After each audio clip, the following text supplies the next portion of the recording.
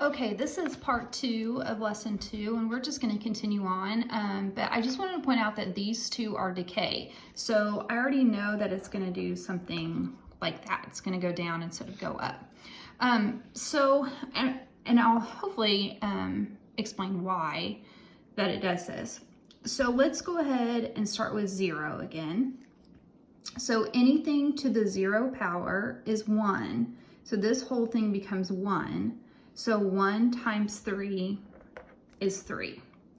Let's try 1. So I have 3 times 1/2 to the first power. So basically I'm saying 3 times 1/2, which is 3/2 or 1.5.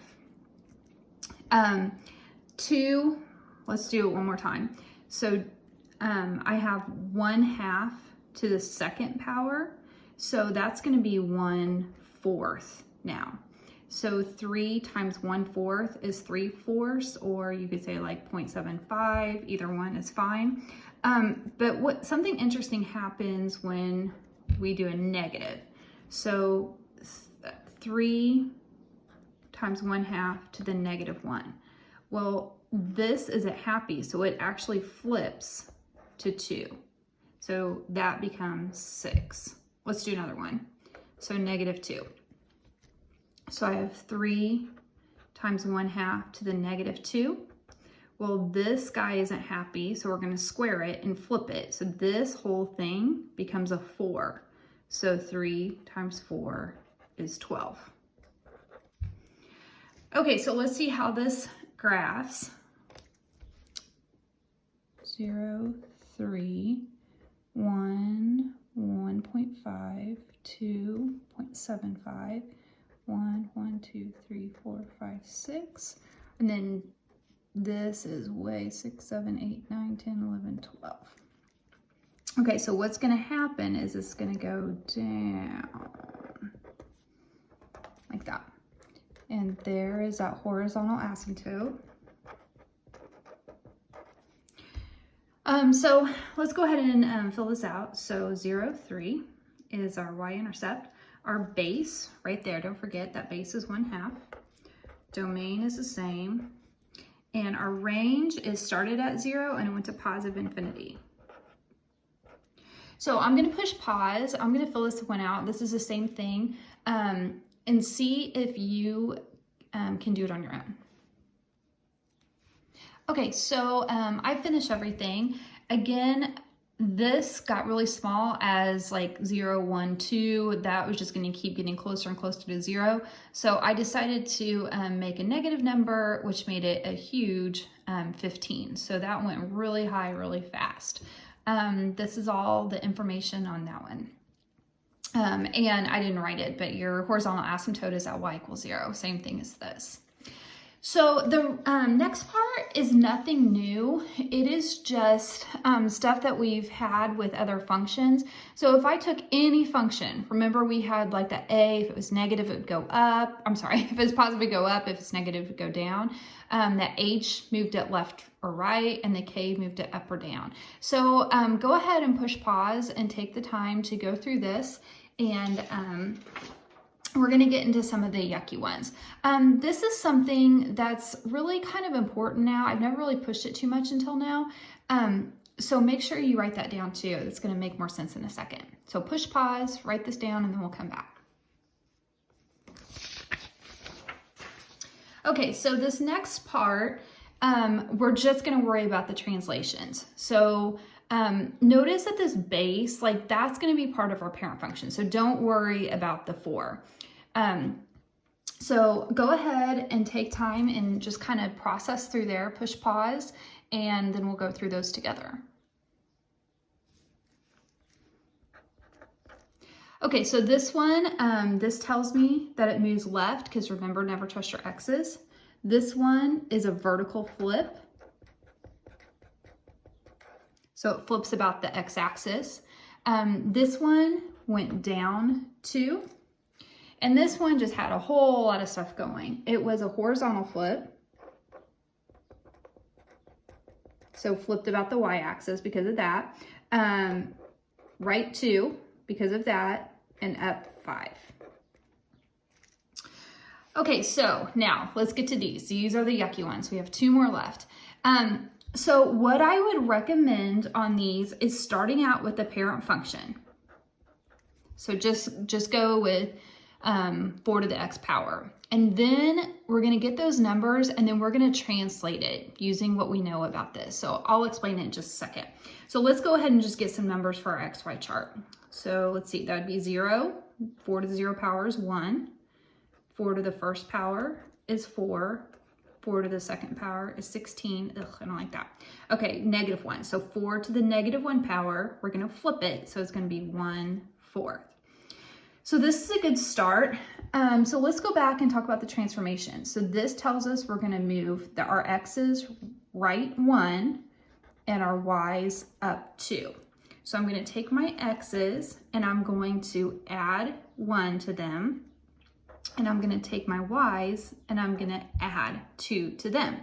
So for instance, on this first one, instead of being 0, 1, it's going to be 1, 1, 3. Okay, so I'm going to make a new XY chart down here and go through this process. So as I said, it's going to be 1, 3. This one's going to be 2, 6.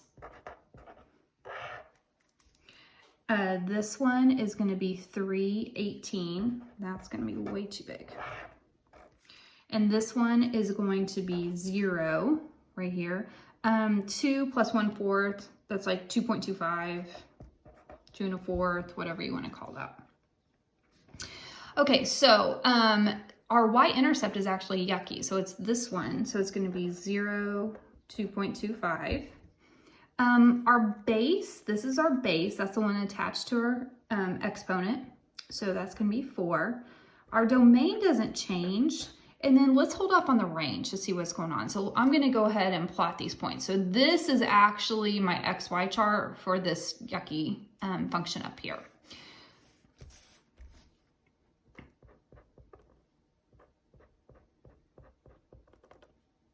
And the 318 is way too big.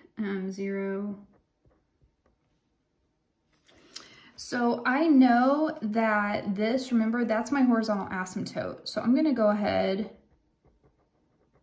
and put that there so I can kind of have a base for my function. So it's going to be from 2 to positive infinity. And my horizontal asymptote is at y equals 2. Okay, so I think I want to go ahead. I was going to turn you loose, but I think I'm going to go ahead and walk you through this one. So our base for this one, just take out everything except the base and the exponent, just the basic exponent. So that is what we're going to start with. A lot of your homework assignments, or a lot of the problems in your homework assignment get this yucky. So make sure like you slow this down, maybe watch it a couple times just to make sure you get it. Okay, so 1/3 to the 0 power, so we'll start with 0. Anything to the 0 power is 1.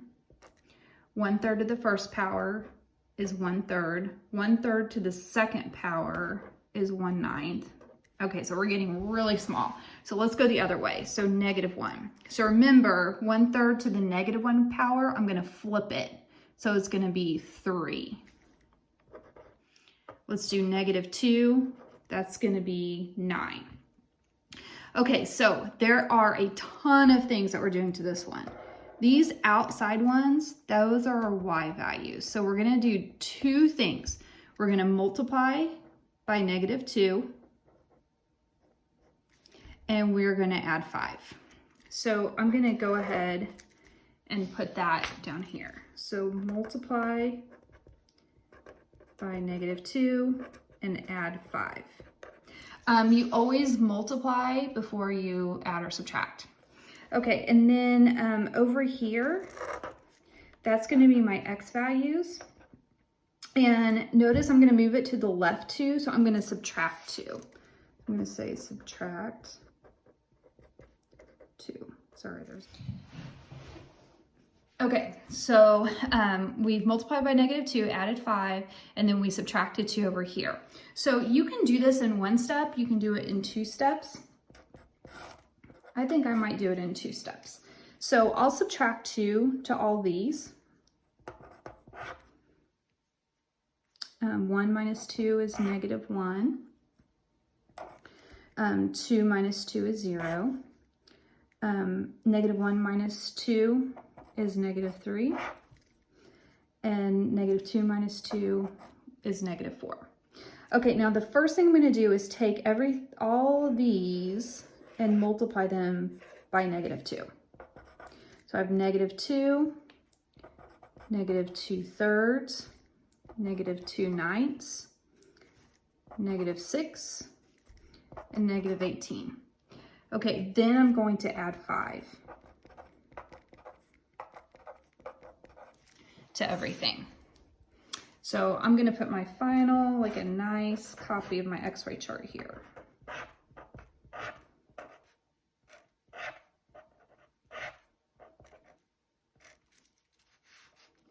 Okay, so we have negative 2 plus 5, that's 3. Negative 2/3 plus 5, that's like 4 1/3, 4.3333. This is 4 7/9. Again, you can do these on your calculator. Negative 6 plus 5 is negative 1, and negative 18 plus 5 is negative 13. Okay, so this is an XY chart that we're going to use. So I have negative 2, 3, negative 1, 1, 2, 3, 4, like maybe right there. 0, just a little bit higher. Negative 3, negative 1. And negative 4, negative 13. So way down here. Notice my K is here, so I might start there for my asymptote. And then this is going to be upside down. So it looks something like that. And again, it's going to be upside down because of that vertical flip. Okay, so let's go back to our y-intercept. Oops, sorry, you guys can't see it. It's right there. So our y-intercept is 0, 4 7/9. Our base right here is 1/3. Our domain is negative infinity, positive infinity. And my range, look, it goes from negative infinity all the way up to 5. So it looks like that. Okay, that is it, guys.